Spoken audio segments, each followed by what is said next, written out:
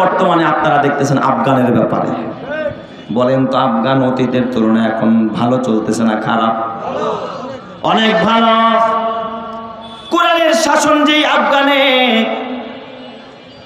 এখানে নারীদেরকে পর্দার কথা বলা হয়, এই নিয়ে দেখবেন মিডিয়াগুলো নানা রকমের অপপ্রচার চালায়। মোল্লাদের একটু বদনাম করার জন্য, ইসলামী স্টেটের একটু বদনাম করার জন্য। কিন্তু কপাল পরা মুসলমান ভালো করে দিল দিয়ে কথাগুলো বুঝবেন আমি কেন এইদিকে আলোচনা বাড়াইলাম। কিন্তু ওরা পারে নাই। ওরা একযোগে সমালোচনা করতে করতে করতে করতে চতুর্দিকের কিছু পত্তলিকেরা হযরত ইউসা ইবনে নুন আলাইহিস সালাতু ওয়াস সালামের যে কাজীর প্রথা চালু ছিল, কিছুদিন পরে হযরত ইউসা ইবনে নুন ইন্তেকাল করে। নবীর ইন্তেকালের পর যখন জমিনটা নবী শূন্য হয়ে যায়, বরকত শূন্য হয়ে গেছে, এবার কাজীদের উপরে এসে ওরা হামলা চালায়। পত্তলিকেরা ওরা আইসা এই কাজীর স্টেটটাকে, এই কাজীর ব্যবস্থাপনাটাকে ওরা একেবারে ভঙ্গুর করে দেয়, নস্যাৎ করে দেয়। জোরে কন্যা উযুবিল্লাহ। আসল মাকসাদ হলো ইসলামের বিজয়কে ঠেকানো। কথা ঠিক না ঠিক? জোরে এই দিক দিয়ে আমার বাবা ইউসা ইবনে নুন ইন্তেকালের পর উনি যাদেরকে কাজী বানাইছিলেন, এই কাজীদের ভিতরে একজন কাজীর নাম হযরত শামুবিল। জোরে কোন নাম কি? শামুবিল। এই শামুবিল নামে একজন নবী, কোরআনুল কারীমের ভিতরে 25 জন নবীর ভিতরে একজন নবীর নাম হযরত শামুবিল আলাইহিস সালাতু ওয়াস সালাম। উনিও তখন কাজী ছিলেন, উনি তখনও নবুয়ত পায় নাই। কিন্তু হযরতে ইউসা ইবনে নুনের ইন্তেকালের কিছুদিন পর আমার রব্বুল আলামিন হযরতে শামুবিল আলাইহিস সালাতু ওয়াস সালামকে নবুয়ত দান করেছে, তাকে নবী বানায়া দিয়েছে। সুবহানাল্লাহ। তাহলে মুসা নবীর পরে নবী হয়েছে ইউসা ইবনে নুন। ইউসা ইবনে নুনের পরে নবী হয়েছে কে? হযরতে শামুবিল আলাইহিস সালাম। শামুবিল আলাইহিস সালাম নবী হওয়ার পর এবার বনি ইসরাইলেরা ওরা ডাক দিয়া গাও, পয়গম্বর শামুবিল, এই পত্তলিকেরা, উসদুন জাতিরা, ওরা তো আমাদের কাজীর স্টেট একেবারে ভঙ্গুর করে দিয়েছে। আপনি একটা কাজ করেন, এই পত্তলিকদের বিরুদ্ধে আমাদের আবার যুদ্ধ করতে হবে, লড়াই করতে হবে। ইউসা ইবনে নুনের ইন্তেকালের পরে শামুবিল আলাইহিস সালাম নবী হওয়ার পরে শামুবিল নবী ডাক দিয়া বললেন, কথা সত্য, ঠিক আমাদের যুদ্ধ করা দরকার। তোমরা দোয়া করতে থাকো, প্রস্তুত হতে থাকো। তোমাদের দোয়া আর প্রস্তুতি যখন একেবারে চূড়ান্ত পর্যায়ে পৌঁছে যাবে, তখন আকাশ থেকে মদদ আর নুসরাত পাঠাবেন যিনি, তিনি কে? আল্লাহ তাআলা নুসরাত পাঠায়। কিন্তু আমার বাবা ওই পত্তলিকেরা যখন এই স্টেটকে একেবারে নস্যাৎ করে দেয়, এই বনি ইসরাইলের মধ্যে একটা তাবুত ছিল। তাবুত, তাবুত মানে একটা সিন্দুক, তাবুত মানে হলো একটা বাক্স। এই বাক্সের ভিতরে আল্লাহ তাআলা কিছু বরকত দিয়া, কিছু মুজিজা দিয়া আল্লাহ তাআলা ভরে দিয়েছিলেন। এর ভিতরে ছিল হযরত ইউসুফ আলাইহিস সালামের ওই জামাটা, যেই জামাটা পরায় ইউসুফ নবীরে ওরা কোথায় ফালাইছিল, আর আগুনে ফালানোর পরে আল্লাহ তাকে যেই জান্নাতি জামাটা পরাইছিল, যেই জামাটা পাইছে তার পূর্বপুরুষ হযরত ইব্রাহিম খলিলুল্লাহকে আগুনে ফালানোর সময় যেই জামাটা আল্লাহ তাআলা নমরুদের আগুনে ইব্রাহিমরে পরায়া দিছে, ওই জামাটা ওই তাবুতের মধ্যে ছিল। চিৎকার মেরে কান্না আল্লাহু আকবার। শুধু তাই না, তাওরাতের একটা খণ্ড, একটা তত্ত্ব ওই তাবুতের মধ্যে ছিল। হযরত হারুন আলাইহিস সালামের মাথার পাগড়ি, হযরত মুসা পয়গম্বরের এক সেট পোশাক, কেউ বলে মুসা নবীর এক জোড়া জুতাও ওই তাবুতের মধ্যে ছিল। একটা পবিত্র তাবুত। ওই তাবুতটার কিছু গুণ ক্ষমতা ছিল যেটা কোরআনের মধ্যে ওই তাবুতের কথা আসছে। এই তাবুতকে সামনে নিয়ে, বাক্সকে সামনে নিয়ে যখন তারা যুদ্ধে যাইত, যেই যুদ্ধের মধ্যে সম্মুখ পানে এই তাবুত থাকতো, সবাই এক বাক্যে ধরে নিত, এই যুদ্ধে আমরা বিজয়ী হব, কখনো পরাজয় বরণ করব না, কারণ আমাদের যুদ্ধের মধ্যে অগ্রভাগে একটা তাবুত আছে যেটা আল্লাহর দেওয়া রহমত। চিৎকার মেরে কান্না আল্লাহু আকবার। এই তাবুতটাও ওই পত্তলিকেরা চুরি করে নিয়ে যায়। তার মানে এবার তো বনি ইসরাইলের অবস্থা বড় খারাপ। বনি ইসরাইল ডাক দিয়া বলে, ও আল্লাহর পয়গম্বর হযরত শামুইল, আপনি একটা কাজ করেন, যুদ্ধ করতে হলে একজন বাদশা দরকার। আপনি তো পয়গম্বর, আল্লাহ তাআলার কাছে দোয়া করেন আল্লাহ তাআলা যেন একজন বাদশা পাঠায়, শাসক পাঠায়, যার পতাকা তলে আমরা একত্রিত হয়ে আমরা ঈমানি বলে যুদ্ধ করে আমরা এই পত্তলিকদেরকে পরাজিত করে আমরা ফিলিস্তিনকে বিজিত করে আবার যেন আমাদের তাবুতটাকে আমরা ফেরত আনতে পারি। জোরে করেন আল্লাহু আকবার। আপনি এমন একজন শাসক, একজন বিচারক, একজন আমির, একজন বাদশাহ আল্লাহর কাছে চান। আপনারা বলেন তো, শাসক নিযুক্ত করেন, বাদশা নিযুক্ত করেন যিনি, তিনি কে? আরো জোরে বলতে হবে, তিনি কে? পয়গম্বর শামউইল আলাইহিস সালাম তিনি জানেন মুসা নবীর জমানার ইতিহাস, তিনি জানেন ইউশা ইবনে নুনের জমানার ইতিহাস, তিনি জানেন যখন কাজীদের একটা স্টেট ছিল ওই সময়ের ইতিহাস, তিনি জানে এই জাতি গাদ্দারি করে, পয়গম্বরদের কথা তারা শুনতে চায় না। তখন নবী বললেন, শোনো, আমি যদি আল্লাহরে বলি আর আল্লাহ যদি কোনো বাদশা পাঠায়, এটা অসম্ভব কিচ্ছু নয় যে তোমরা যুদ্ধ করবা না। আল্লাহ বাদশা পাঠাইলো, বাদশায় যদি কয় চলো যুদ্ধ করি, তখন তোমরা কই যাইবা না? যুদ্ধে যাইবা না, কারণ মুসা নবীর ডাকেই তোমরা কি দাও নাই? সাড়া দাও নাই। এই কথা বলার পর ওরা কয়, কি করেন আপনি? যুদ্ধ করবো না মানে? আমাদেরকে বের করে দিয়েছে, আমাদের সন্তান হত্যা করেছে, অবশ্যই আমরা যুদ্ধ করবো। আপনি খালি একটু একজন বাদশা নিযুক্ত করে দেন, আল্লাহকে বলেন নিযুক্ত করতে, তার নেতৃত্বে আমরা একত্রিত হয়ে একতাবদ্ধ হয়ে আমরা যুদ্ধ করব। জোরে কান্না আল্লাহু আকবার। আমাদের মধ্যে কিছু বাইরে এখন কয় এই হুজুররা খালি এক হইতারে না। ইসলামপন্থীরা যদি সব মুসলিম দেশগুলো যদি এক হইতো, তাইলে আমরা তাদের সাথে একত্রিত হয়ে জালেমের বিরুদ্ধে লড়াই করতাম, ইসরায়েলের বিরুদ্ধে লড়াই করতাম। এমন আফসোস আমাদের অনেকের আছে না নাই? কিন্তু আমি যদি বলি বাংলাদেশের মধ্যে একজন আলেমের কথা যদি বলি, হ্যাঁ ঠিক আছে, আমাদেরকে আল্লাহ তাআলা ধরে নিলাম যে অমুককে আল্লাহ তাআলা নেতা নিযুক্ত করছে, তুমি তারা মাননি, ও মামুনুল হক দূর, ঠিক না? ঠিক। যদি কয় সরমানের ফিসা কয় দূর, এই তো আন্দোলন নিয়ে ফিরে রয়েছে, দূর পার্থক্য। খেলাফত কয় না, এই তো মজলিসের বিরোধী। কয় তাহলে জমিয়ত কয় না, আর এইটাও তো মানা যায় না, ঠিক না? বেটি ঠেলা ঠেলে আছে না নাই? আরো জোরে করা যায়, মুলামা উম্মতের মধ্যে ঠেলা ঠেলে আছে না নাই? হযরত মুসা পয়গম্বরের ইন্তেকালের পর, হযরত ইউশা নবীর পর শামউইল আলাইহিস সালাম আল্লাহর কাছে বলেন, আল্লাহ আমার এই কওমেরা জালেমের বিরুদ্ধে লড়াই করতে চায়, তুমি একজন বাদশা পাঠাও।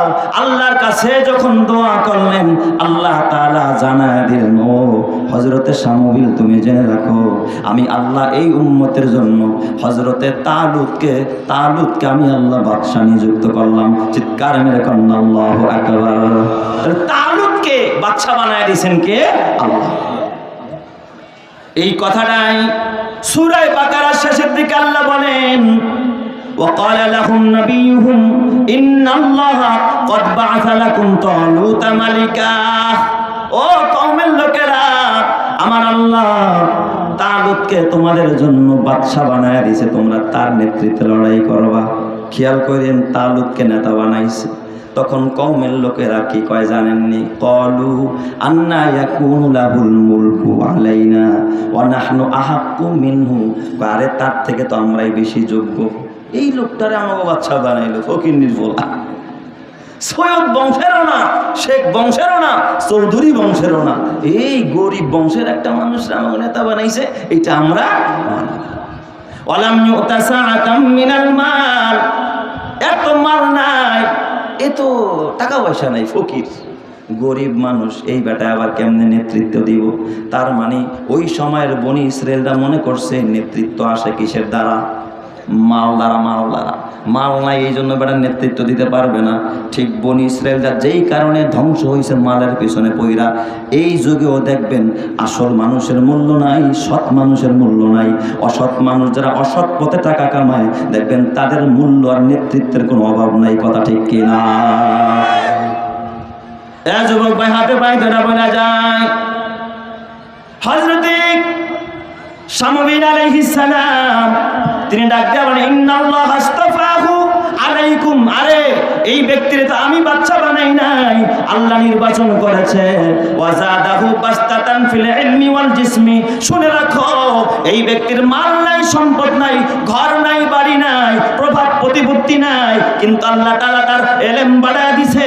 ওয়াজাদাহু বাসতাতান ফিল ইলমি, দেখেন ইলম দ্বারা যে মর্যাদা বাড়ে এর উদাহরণ দেওয়ার জন্য এই ঘটনা বললাম। ওয়াজাদাহু বাসতাতান ফিল ইলমি, আল্লাহ তার ইলম বাড়ায় দিয়েছে। আল্লাহ তাআলা তার ইলম বাড়ায় দিয়েছে, মাল নাই তাতে কি আসে যায়, তার ইলম আছে। ওয়াজাদাহু বাসতাতান ফিল ইলমি ওয়াল জিসমি, এবং তার দেহটাও ভালো আছে, দৈহিক ক্ষমতাটাও ভালো আছে, মুজাহিদ হিসেবে যুদ্ধ করতে পারবো। তাহলে একটা মানুষকে বাবা শুধু সম্পদের ভিত্তিতে আপনি নেতা মানতে পারেন না, ক্ষমতার ভিত্তিতে নেতা মানতে পারেন না। নেতা মানতে হলে ইলমের ভিত্তিতে নেতা মানতে হয়। আর নেতা মানতে হলে যে আল্লাহর রাস্তায় সঠিক পথে জিহাদ করতে পারে তাকেই শুধুমাত্র নেতা মানতে হয়। কথা ঠিক কি না? ওয়াজাদাহু বাসতাতান ফিল ইলমি ওয়াল জিসমি।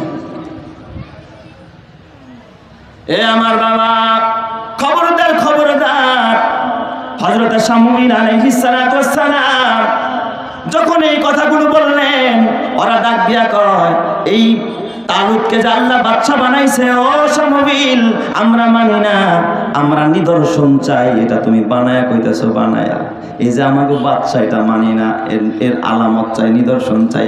হযরত শামুইল ডাক দিয়া বলেন, ক্বালা লাহুম নাবিয়ুহুম ইন্না আয়াতা মুলকিহি আইয়াতিয়াকুমুত তাবুত। ওই যে যেই তাবুতটা সিনায় নিয়েছিল পত্তলিকেরা, আল্লাহ তাআলা এই হযরতে তালুতের বাসার সামনে আল্লাহ তাআলা ফেরেশতা দিয়া তোমাদের সামনে আবার সেই তাবুতকে ফিরাইয়া দিবে। সুবহানাল্লাহ। ফিহি সাকিনাতুম মির রাব্বিকুম, এর মধ্যে আছে তোমাদের রবের পক্ষ থেকে প্রশান্তি। ওয়াবাকিয়াতুম মিম্মা তারাকা আলু মুসা ওয়া আলু হারুন, এবং এই তাবুতের মধ্যে আছে মুসা আলাইহিস সালাম এবং হারুন আলাইহিস সালামের রেখে যাওয়া নিদর্শন। এই তাবুতকে তাহমিলুহুল মালাইকা, ফেরেশতারা বহন করে আবার তাবুতের বাসার সামনে নিয়ে আসবে। কেমনে এই তাবুতটা আসলো? তাফসীরের কিতাবে লেখে, এই তাবুত যখন ওই পত্তলিকেরা চুরি করলো, ওরা প্রথমে তাবুতটাকে নিয়ে মন্দিরের মধ্যে রাখছে। আল্লাহ তাআলার কুদরতের কারিশমা দেখেন, যে মন্দিরে ঢুকাইছে, মন্দিরের মধ্যে আল্লাহ এমন মহামারী দিয়ে দিছে, প্রত্যেকটা মূর্তি ভাইঙা একবারে চূর্ণ বিচূর্ণ হইয়া জমিনের মধ্যে গড়াইয়া পড়ে গেছে। জোরে কোন সুবহানাল্লাহ। ওরা মন্দির থেকে নিয়ে কয় তাহলে গোয়াল ঘরে ঢুকা। গোয়াল ঘরে ঢুকাইছে, গরুর মধ্যে এমন রোগ হইছে, সকালবেলা উঠে দেখে গরু ময়রা পচা বন্ধ বের হয়ে গেছে। ঢুকা আসতে মানে উঠ মরে গেছে। ঢুকা শস্য খেতে, শস্য কাঠ কইরা শেষ হয়ে গেছে। নিছিল বরকতের জন্য আল্লাহ তাআলা গজব বানায়া দিছে। সুবহানাল্লাহ। যখন সবাই বলেন তো সব কিছু করে নেওয়ালাকে। এবার ওই পত্তলিকেরা মিটিং করছে, না রে এই তাবুত রাখলে সব মইরা শেষ, কি করা যায়? কয় তাবুতরে ফালায়া দে। কয় কেমনে ফালাম? কয়েকটা গরুর গাড়িতে উঠায়া দে, এই গাড়ি নিরুদ্দেশে চলতে থাকুক, যেখানে খুশি সেখানে নিয়ে যাবে। একটা গরুর গাড়িতে উঠায়া দিছে। সকালবেলা ওই দিক দিয়া দুইজন ফেরেশতা আইসা গাড়িটারে তাকায়া, তারা হাঁকায়া হাঁকায়া ওই যে তালুত যারে আল্লাহ বাদশা বানাইছে তার বাড়ির সামনে এনে লাগায়া দিছে। চিৎকার মেরে কন্যা আল্লাহু আকবার। ওরা সকালবেলা উঠা দেখে, আরে আমাগো শামুইল নবী যারে কইছে বাদশা বানাইছে, আর বাড়ির সামনে আমাকে কি আইসা গেছে? তাবুত আইসা গেছে, তাবুত বাক্স আইসা গেছে। এবার নারে সত্যি তাহলে শামুইল একজন আল্লাহর মনোনীত একজন বাদশা, এর মানতে হবে। তাহলে এবার আমরা জালুতের বিরুদ্ধে লড়াই করব। যখন তাবুত দেখছে গো শক্তি বেড়ে গেছে, একজন আর দুইজন নয়, তাফসীরের কিতাবের মধ্যে লেখে ৮০,০০০ বনি ইসরাইল রেডি হয়ে গেছে যুদ্ধ করার জন্য। জোরে কোন আল্লাহু আকবার। কত হাজার? ৮০,০০০। এর মধ্যে সবাই কিন্তু পাক্কা মুমিন না। ওই তাবুতের শক্তিতে অনেকের শক্তি বেড়ে গেছে, তাবুত এসে গেছে। এখন আমরা গণজোয়ার ৮০,০০০ রেডি হয়ে গেছে। হযরত শামুইল আলাইহিস সালাতু ওয়াস সালাম এবং তালুত যে মুসলমানের বাদশা ডাক দিয়া বলে, আমার কওমের লোকেরা খবরদার খবরদার, এই যুদ্ধে যাওয়ার সময় আমার আল্লাহ কিন্তু তোমাদেরকে একটু পরীক্ষা নিবে। পথিমধ্যে কিন্তু একটা নদী আছে। ইন্নাল্লাহা মুবতালিকুম বিনাহার, আল্লাহ তাআলা একটা নদী দিয়া তোমাদেরকে পরীক্ষা নিবে, তোমরা পিপাসার্ত। খবরদার। ফামান শারিবা মিনহু, কয় যেই ব্যক্তি ওখান থেকে পানি পান করবে, ফালাইসা মিন্না, সে আমাদের দলভুক্ত থাকবে না, যুদ্ধে যাইতে পারবে না। ওমান লাম ইয়াতামহু ফাইন্নাহু মিন্নি, আর যারা এখান থেকে পানি পান না করবে তারা যুদ্ধে যাবে। ইল্লা মালিকু তারাফা গুরফাতান বিয়াদি, তবে যদি কেউ হাত দিয়ে এক চুল্লু খায় তাতে কোনো সমস্যা নাই। ওইখানে যায় স্বচ্ছ পানি দেখা ৮০,০০০-এর মধ্যে ম্যাক্সিমাম মানুষই পানি খায়া একেবারে আদা মরা, এখন মরতে পারে না। মাত্র ৩১৩ জন, ৩১৩ জনেরা কি খায় নাই? পানি খায় নাই। মুসলমান ৩১৩-এর মধ্যে কত বরকত, আমার আলোচনা শেষের দিকে খেয়াল করেন। ৩১৩ জনে পানি খায় নাই, বাকি সবাই কি খাইছে? একেবারে পেট ভরে পানি খাইছে। এখন তাদা মরা ওরা কয় কলুলা তাকাতা লানাল ইয়াউমা লিজালুত, জালুতের বিরুদ্ধে লড়াই করার ক্ষমতা আমাগো নাই, মরে গেছি। পানি খায় একেবারে সব হারায় গেছে। কিন্তু যারা পানি পান করে নাই, নবীর কথা শুনছে অথবা এক চুল্লু পান করছে, ওরা কয় কাম মিন ফিআতিন কলিলাতিন গলাবাত ফিআতান কাসীরাতান বিইজনিল্লাহ। কয় বহু অল্প মুষ্টিময় মানুষ আল্লাহর নির্দেশে তারা বহু বড় বড় দলের বিরুদ্ধে বিজয়ের মালা পড়ছে। চিৎকার মেরে বলেন আল্লাহু আকবার। আমরা ৩১৩ জন লড়াই করব। ৩১৩ জনের কাফেলা যখন এবার জালুতের বিরুদ্ধে লড়াই হয়ে গেল, একদিকে লিডারের নাম হলো তালুত, আরেকদিকের কাফেরদের লিডারের নাম জালুত। একজনের নাম তালুত, আরেকজনের নাম জালুত। দুই দলের নেতা দুইজন। আগের যুদ্ধ কিন্তু আপনাদের এই গ্রাম্যগঞ্জের মতো এরকম যে যারা পারে তেমনি মারে, এইরকম না। এই দলের একজন যাইতো, ওই দলের একজন যাইতো, মল্লযুদ্ধ হইতো। এ মরে গেলে একটা, মরে গেলে আর পরাজয়, পরে আরো দুইজন পাঠাইতো। সর্বপ্রথম যখন যুদ্ধ আরম্ভ হয়ে গেল, যুদ্ধের শুরুতে যখন যুদ্ধ মুসলমান একদিকে, অপরদিকে জালুত বাহিনী। জালুত কয় আমি যেমন সবার আগে দেখি কে আসে আমার সাথে লড়াই করতে। আর এই জালুত ছিল একেবারে শৌর্যবীর্যে একজন সুসজ্জিত যোদ্ধা। এর সবাই ভয় পায়, বড় পাহলোয়ান, যেমন লম্বা তেমন তার শক্তি। আর গোটা দেহটা ছিল লৌহ বর্মে আবৃত, শুধু চোখ দুইটা আর এই সামান্য চেহারার কিছু একটা অংশ খোলা, আর পুরো শরীরটাই লোহা দিয়া ঢাকা। তার সাথে লড়াই করার মতো সাহস কারো নাই। জালুত দাঁড়ায় গেছে, কে আসাই? তালুত। তালুত রে বারবার ডাকে আয় আয়। তালুত তো লিডার, মুসলমানের লিডার। তালুত কয়ে আমার দলের লোকেরা কে পারবা এই জালুতের বিরুদ্ধে লড়াই করতে? খেয়াল করেন, খুব ভালো করে বোঝেন মুসলমান ইমানের কত দাম, এলেমের কত দাম। আল্লাহ কারে এলেম দিছে, এলেম আলেমের কত দাম। কেউ দাঁড়ায় না, কেউ দাঁড়ায় না। দীর্ঘ সময় পার হয়ে যায়। ওই সময় এই মুসলমানদের সৈন্যদের ভিতরে ৩১৩ জনের ভিতরে ৬ জন সন্তান ছিল হযরতে দাউদ আলাইহিস সালামের বাবার। দাউদ আলাইহিস সালামরা ৬ ভাই, তারা এই ৬ ভাই সবাই এই যুদ্ধে ছিল। সুবহানাল্লাহ। আর দাউদ নবীর ৬ ভাইদের মধ্যে হযরতে দাউদ পয়গম্বর ছিল সবচাইতে ছোট, কিশোর, মাত্র একটু একটু মোষ উঠছে, এখনো পুরাপুরি বড় হয় নাই। এই দাউদ, তার বাবা ছিল একজন বয়োবৃদ্ধ। কয় আব্বা তোমরা এই ৫ ভাই যাও, আর দাউদ তুমি থাকো, তুমি আমার খেদমত করো। ওরা ৫ ভাই গেছে যুদ্ধের ময়দানে। কেউ প্রস্তুত হয় না জালুতের বিরুদ্ধে লড়াই করার জন্য। হযরত শামউইল আলাইহিস সালাম খুঁজতেছে এই যুদ্ধের মধ্যে কারে পাঠানো যায়, জালেম জালুতের বিরুদ্ধে লড়াই করবে, খুঁজা কাউরে পায় না। হঠাৎ হযরত শামউইল ডাক দিয়া কয় এই শোনো, দাউদ নামের কেউ এখানে আসেনি? কয় না না, দাউদ নামের কাউরে পাওয়া যায় না। তখন তার ভাইরা ডাক দিয়া বলে আমার ওই ছোট্ট ভাই দাউদ, সে তো আমার বাবার খেদমত করতেছে। এক বর্ণনা আসছে দাউদ নবী তখন তার দাউদ নবীরে তার বাবায় ডাক দিয়া কয় বাবা কিরে তোর ভাইরা যে 2 দিন আগে যুদ্ধে গেল এখনো আসে না, যা তো ভাই, বাবা তুই একটু খবর নিয়ে তোর ভাইগো কি অবস্থা, বাইসা আছে না মরে গেছে। দাউদ নবীরে বাবা একা একা পাঠায় দিছে ওই বাহিনীর খবর নেওয়ার জন্য। হযরত দাউদ পয়গম্বর ছোট্ট মানুষ, কিশোর মানুষ, আল্লাহর নবী তখন নবুয়ত পায় নাই। দাউদ নবী যখন রাস্তা দিয়ে যায়, কিছু দূর যাওয়ার পর এক জায়গায় দেখে একটা টিলার ভিতরে পাথর। দাউদকে ডাক দেখা, ও দাউদ, ইয়া দাউদ তাল হিনায় দিকে আসো। ও দাউদ পাথরটা আমাকে নিয়ে যাও, ছোট্ট একটা পাথর, এই পাথরটাই ডাক দিয়া বলে আমার নিয়ে যাও, সামনে তোমার উপকারে আসবে। সুবহানাল্লাহ।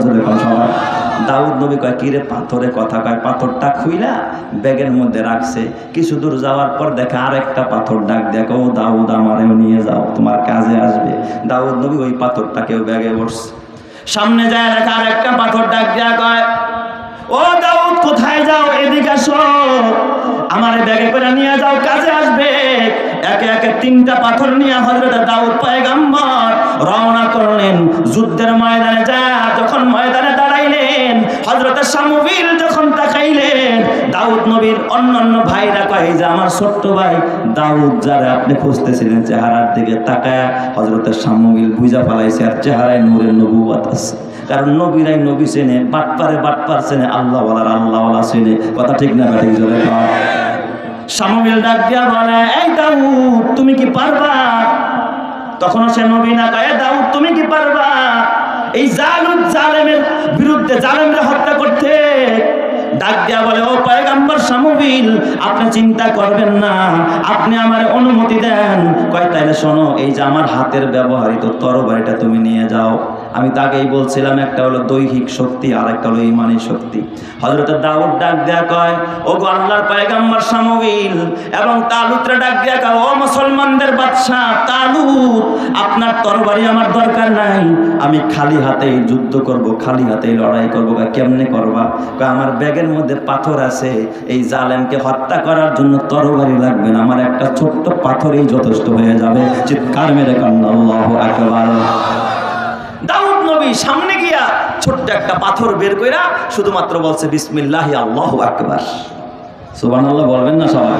একটু জোরে কান্না আল্লাহু আকবার। বিসমিল্লাহি আল্লাহু আকবার বলে যখন মারস, ওই জালেমের চোখ দিয়া ঢুকছে, পিছন দিয়া বের হয়েছে, মাথার মগজ যা ছিল সব বের করে ফেলছে। এক পাথরেই ধরাশায়ী হয়ে গেছে, জায়গার মধ্যে পড়ে ইন্তেকাল করেছে। যখন তাদের লিডার শেষ হয়ে গেছে, লক্ষ লক্ষ জালুতের বাহিনী ওই ময়দান ছাইরা পালাইতে বাধ্য হয়েছে। চিৎকার মেরে কান্না আল্লাহু আকবার। এ মুসলমান, এত বড় বিশাল যুদ্ধ, এটা কিন্তু অস্ত্র দিয়া হয় নাই। বলেন তো কিসের বলে হয়েছে? এই জোরে বলেন, কিসের বলে হয়েছে? ঈমানের বলে। আমার আল্লাহ তাআলা যখন ওই সময়ের ভিতরে কিছুদিন পর হযরত শামুইলের ইন্তেকাল হয়ে যায়, বাদশা এবার তালুত তখন ডাক দেয়, দাউদ রে তুমি তো একজন ভালো মানুষ, ও দাউদ আমার একমাত্র কন্যা, এটা আমি তোমার হাতে তুলে দিতে চাই। ওই তালুতের মেয়েটা বাদশার মেয়ে বিয়া দিয়া দিছে কার কাছে? হযরত দাউদের কাছে। আল্লাহ তাআলা বলে, আমি আল্লাহ ওই দাউদকে ওই সময় আমি আল্লাহ নবুয়ত দান করে দিলাম। শুধু নবুয়ত দিলাম তা না, আল্লাহ তাআলা পৃথিবীর জমিনে নবীদের ভিতরে সর্বপ্রথম বাদশা হযরতে দাউদ পয়গম্বরে বানায়া দিলেন। চিৎকার মেরে কান্না আল্লাহু আকবার। এটা কিন্তু ঈমানদার হয়েছে রে বাবা। এই জন্য যদি ঈমানের অধিকারী হও তোমারও দাম বেড়ে যাবে, যদি ইলমের অধিকারী হও তোমারও দাম বেড়ে যাবে। আর যদি ঘরে ইঞ্জিনিয়ার ঢুকাও, ঘরে যদি ডাক্তার ঢুকাও, ব্যারিস্টার ঢুকাও, দাম বাড়বে কিনা আমি জানি না। দুনিয়ায় সামান্য দাম পাইতে পারবা, বলবে ইঞ্জিনিয়ারের বাবা, বলবে ডাক্তার সাহেবের বাবা, বলবে মন্ত্রী সাহেবের বাবা, বলবে ওসি সাহেবের বাবা, কিন্তু কবরে গেলে 2 পয়সার লাভ হবে না। কবরে যাওয়ার পরে যদি বলে এটা হাফেজের বাবা, আলেমের বাবা, এটা মুফতি সাহেবের বাবা, এটা নবীর বাবা, নবীর চাচা, নবীর ভাই, হাফেজের সহযোগী, কিয়ামতের ময়দানে এই পরিচয় তোমাকে জান্নাতে নিয়ে যাবে। কথা ঠিক না বেঠিক? জোরে কর। এই জন্য আমার বাবা হাতে পায়ে ধরে বলা যায়, সন্তানকে ইঞ্জিনিয়ার বানাও বাধা নাই, ডাক্তার বানাও বাধা নাই, ব্যারিস্টার বানাও বাধা নাই। আমার বাবা গো, গত 2 দিন আমার প্রোগ্রাম ছিল উত্তরবঙ্গে। প্রথম দিন ছিল দিনাজপুর, দ্বিতীয় দিন ছিল আমার রংপুর। আজকে কিন্তু রংপুর থেকে ফ্লাইটে নবয়ারে আপনাদের এখানে এসেছি। বহু দূর থেকে কষ্ট করে আসলাম।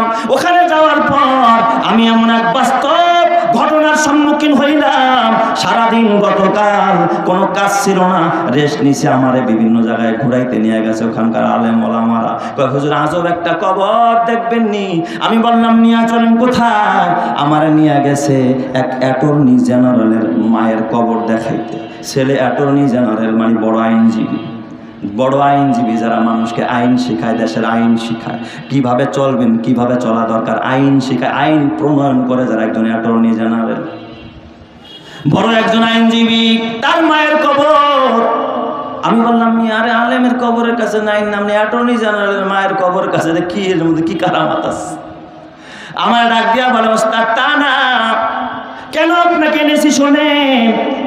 এই মহিষী নারী, তার ঘরে 2টা মাত্র সন্তান, তার একটা ছেলে একটা মেয়ে। ছেলেটাও প্রবাসে, সেই দেশেও প্র্যাকটিস করতেছে, অ্যাটর্নি জেনারেল, বড় একজন আইনজীবী, আইন প্রণেতা যারা আইন বানায়। তার মেয়েটাও বিদেশে কানাডার বাড়িতে। এই মহিলাটা দীর্ঘ 5 বছর যাবৎ বৃদ্ধাশ্রমে ছিল, দেখার মতো মানুষ ছিল না। অথচ ছেলে ওই জায়গার মধ্যে সিটিজেনশিপ পাইছে, মেয়েও পাইছে। মায়ের খবর নেওয়া নেওয়ার মতো কোনো মানুষ নাই। মাঝে মাঝে নাকি কিছু টাকা পাঠাইতো। শুনছি গুলশান এলাকার এক আভিজাত এক বৃদ্ধাশ্রমে নাকি তার মাকে রাখতো, ওই বৃদ্ধাশ্রমে ইন্তেকাল করেছে। একজন মা ইন্তেকালের পরে আমি বললাম তাহলে এখানে দাফন করলো কারা? আমাদের এলাকার আলেম ওলামারা ঢাকায় গিয়া তার লাশটা আইনা এখানে দাফন করেছে।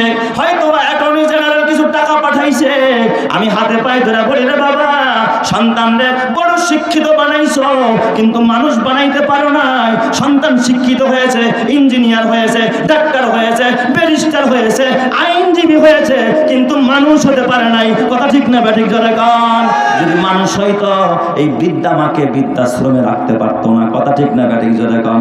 যেই মার কলি যায় রাত্রি দিয়া দুনিয়া চিন্নি রে যুবক, এ বুড়া বাবা, পর্দারের মা, খবরদার খবরদার। যেই মায়ের পেটে লাথি দিয়া দুনিয়ায় আসলি, ওই মাকে কোনোদিন আলেম ওলামারা বৃদ্ধাশ্রমে দেয় না। কোন মুফতি সাহেব তার মাকে বৃদ্ধাশ্রমে পাঠায় না। কোন মুহাদ্দিস সাহেবের মা বৃদ্ধাশ্রমে যায় না। অথচ বড় বড় শিক্ষিতদের মা বৃদ্ধাশ্রমে যায়। ওরা শিক্ষিত হয়েছে কিন্তু কোরআনের শিক্ষায় নয়, আখিরাতের শিক্ষায় নয়। এই জন্য ওরা মানুষ হতে পারে নাই। কথা ঠিক না ব্যাঠিক জোরে গান? ওরে মা কথাটি সত্যবতী, কিন্তু যেন ভাই মায়ের মতো আপন জনারে ভুবনে নাই। রোগ বিছানায় শুয়ে মাগো, যন্ত্রণাতে মরি, সান্ত্বনা পাই তোমার কথায় মাগো, আর কিছুতে নাহি। এ আমার বাবা, কবরে যেতে হবে, বাঁচা যাবে না, বাঁচা যাবে না। তোমরা দেখেছো বিশ্বজয়ী হাফেজ এই যে সাইফুর রহমান তাকি, গোটা পৃথিবীর ভিতরে কয়েকটা দেশের কোরআন প্রতিযোগিতা হাফেজে কোরআন বিশ্ব চ্যাম্পিয়ন হয়েছে তাকি। এই যে আজকে তাকির দাফন কাফন শেষ হল, পৃথিবীটা ছাড়া কোরআনের পাখি কবরে জমা গেল। তাকির মায়ের কান্নাকে দেখে যে আমার ছেলে আন্তর্জাতিক মানের একজন হাফেজ, পৃথিবীর ভিতরে কোরআনের সুনাম অর্জন করলো। এই সন্তানটাকে আজকে যেই মা কবরে রাখছে, যেই বাবা কবরে রাখছে, ওই মা বাবার কবরে, ওই মা বাবার দিলের কি হালাত। অন্তত তাকির মায়ের এক পর্দা পড়া অডিও কল দেখলাম, সে বলতে চায় আমার কোনো আফসোস নাই, আমার কোনো আফসোস নাই। কারণ একটাই হলো, কিয়ামতের ময়দানে আমি যদি আল্লাহকে আল্লাহ যদি জিজ্ঞাসা করে কে নিয়ে কবরে আসছো, আমি বলবো আল্লাহ কিচ্ছু আনতে পারি নাই, তবে তোকির মতো একজন হাফেজকে আমি জন্ম দিয়েছি। আমি মা এই উসিলায় যেন নাজাত পাওয়া যায়, আমি মা এই উসিলায় যেন কবরে গিয়ে শান্তি পাই। এ বাবা, দুনিয়ার সম্পদ তোর কাজে আসবে না, গাড়ি বাড়ি ক্ষমতা কাজে আসবে না, তোর নারী কাজে আসবে না, তোর জাগতিক শিক্ষা কাজে আসবে না, তোর কাজে আসবে বাবা কোরআনের শিক্ষা, কাজে আসবে তোর দান খয়রাত। এ যুবক, তাই না? তোমরা কি দেখো না, আমার বাড়িও শরীয়তপুর, এই শরীয়তপুরের নড়িয়ার একজন অধিবাসী আবুল কালাম ভাই পথচারী মেট্রো রেলের নিচ দিয়া শুধু হাঁটাহাঁটি করতেছিল। এ বাবা 7 ঘন্টা আগে স্ট্যাটাস দিয়েছে যে আপাতত যদি জীবন থেকে পালায়া যেতে পারতাম তাইলে মনে হয় একটু ভালো থাকতাম। আল্লাহ তাআলা কবুল করে ফেলাইছে। 4 দোকান থেকে পানি টানিয়া একটা সিসি ক্যামেরার ভিডিও দেখলাম, মাত্র কয়েক সেকেন্ড আগে এক 4 দোকান থেকে গ্লাসে করে একটু পানি পান করছে। হাঁটতে হাঁটতে মেট্রো রেলের নিচে গেছে, উপরে উঠবে, মেট্রো রেলে করে আসেনি, তার গন্তব্যে যাবে। কিন্তু আল্লাহ জানেন আজরাইল যে ওই জায়গায় রেডি করে রাখছে, মেট্রো রেলের নিচে প্যারিং পেট পইরা ওই জায়গার ভিতরে যে আবুল কালাম মারা যাবে সে জানে না। অথচ আবুল কালামকে আপনারা চিনেন না, আমার দেশি মানুষ আমি যতটা চিনি আপনারা জানেন না। এই আবুল কালামরা 10 ভাই বোন, ওর 6টা ভাই। আবুল কালামের 4 বোন, মোট 10 ভাই বোন। আবুল কালামের বাবা একজন কোরআনের হাফেজ। এই বাবাটা অল্প বয়সেই তার বাবা মারা যায়। সন্তানগুলো হওয়ার পরে সর্বশেষ ছোট সন্তান ছিল এই আবুল কালাম। আবুল কালাম এতিম হয়ে যায়, তার বাবা দুনিয়াতে নাই। এই ছোট্ট বাচ্চাটা কত কষ্ট কইরা, এতিম বাচ্চা পড়াশোনা কইরা মানুষ হয়। এ যুবক ভাই, এখন একটু সুখ পাইছে, 2টা বাচ্চা, একটু চাকরি কইরা চাইছিল সুখের একটা নির্গর্বের শহরের ভিতরে অথবা নারায়ণগঞ্জের ভিতরে। কিন্তু আল্লাহ যে আজরাইল ওই জায়গায় রাইখা দিছে, ওখানেই জন্মরণ হবে, গন্তব্যেও যাইতে পারবে না। বাবা, তোমার আমার জানা নাই, এই সুখের বাড়ির সাথে যাবে না, গাড়ি যাবে না, নারী যাবে না, টাকা যাবে না, পয়সা যাবে না, সব তোমার পরে থাকবে। কথা ঠিক না ব্যাঠিক জনে কান? এই দুনিয়াতে তুমি যতই করো আমার আমার, চোখ বুঝেই দেখো লাগবে তোমার শুধু যে আধার। যাদের প্রেমেতে তুমি গো আজ হলে দিওয়ানা, এরা জেনে নাও কেউ কবরের সাথী হবে না। যাদের প্রেমেতে তুমি গো আজ হলে দিওয়ানা, এরা জেনে নাও কেউ কবরের সাথী হবে না। কেউ বুঝা তোমার নিবে না সেই হাসর ময়দানে, কি আমল তুমি করলে নিয়ে যাবে সেইখানে।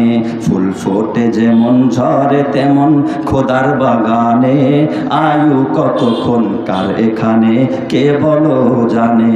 তাই থাকতে সময় নাও বুঝে ভাই জীবনের মানে, সব আছে লেখা দেখে না ওই আয়াত কোরআনে। সব আছে লেখা দেখে না ওই আয়াত কোরআনে। এই মহল কোঠা সোনা দানা সব পরে রবে, এই সব কবরে নিয়ে গেছে কে বলো কবে। এই মহল কোঠা সোনা দানা সব পরে রবে, এই সব কবরে নিয়ে গেছে কে বলো কবে। 2 গজ জমি কয়েক গজের ওই সাদা কাফন, শুধু এইটুকুতেই হবে তোমার জেনে নাও দাফন। যা পুঁজি তোমার এখনো তার বুঝলে না মানে, কি আমল তুমি করলে নিয়ে যাবে সেইখানে। ফুল ফোটে যেমন ঝরে তেমন খোদার বাগানে, আয়ু কতক্ষণ কার এখানে কে বলো জানে। আল্লাহ তুমি কবুল করো জোরে কানা আমিন। এই জন্য আমার বাবা হাতে পায়ে ধরে বলা যায়, এই আবুল কালামের মতো তোমার আমার জীবন কখন যেন থমকে দাঁড়ায়। আজরাইল যে কখন দাঁড়ায় রয়েছে তোমার জানা নাই। ছেলে বিদেশ পাঠাইবা নাও যাইতে পারে, আবার বাবা বাড়ি করবা নাও করতে পারো, কিন্তু কি নিয়ে কবরে রওনা করলা? পারলে একটু সদকায়ে জারিয়া দিয়া তারপরে কবরে যাও। আখিরাতের কাজ করে কবরে যাও, তোমার কবরকে জান্নাতের বাগান বানাবেন কে? এই আমার বাবা যেই মসজিদের দোতলায় বসলাম, মসজিদের সামনে শুনলাম ওয়াল মেরামত করা হবে, মসজিদের সংস্কার হবে, লক্ষ লক্ষ টাকা লাগবে, ইট লাগবে, রড লাগবে, সিমেন্ট লাগবে, বালু লাগবে। এই জন্য আমি বলি কবরে যাইবা ওই ইটা দিয়া কবর পাকা না কইরা, যদি কোন আল্লাহর বান্দা পারো মসজিদের এই অংশ মেরামতের জন্য, ওয়াল করার জন্য, যেখানে দাঁড়ায় মানুষ নামাজ পড়বে, তুমি যদি পারো যে হুজুর ইনশাআল্লাহ আমি 5000 ইটা দিব, আমার কবর পাকা করব না, আমি 5000 ইটা দিয়া মসজিদটা পাকা করে দিব, ওয়ালটা মেরামত করে দিব, কসম আল্লাহ কিয়ামতের ময়দান আল্লাহ তাআলা এই দানের উসিলায় তোমার ডান হাত আমলনামা দিবে, আল্লাহ তাআলা জান্নাতের মেহমান বানাবে। জোরে কান আমিন। সর্বপ্রথম কে পারবেন যে হুজুর আমি 5000 ইটা দিব ইনশাআল্লাহ? হয়তো 5 12 60,000 টাকা হবে, 12,000 করে যদি 1000 ইটের দাম হয়, কে পারবেন? এক নম্বরে বলেন তো একটু হাতটা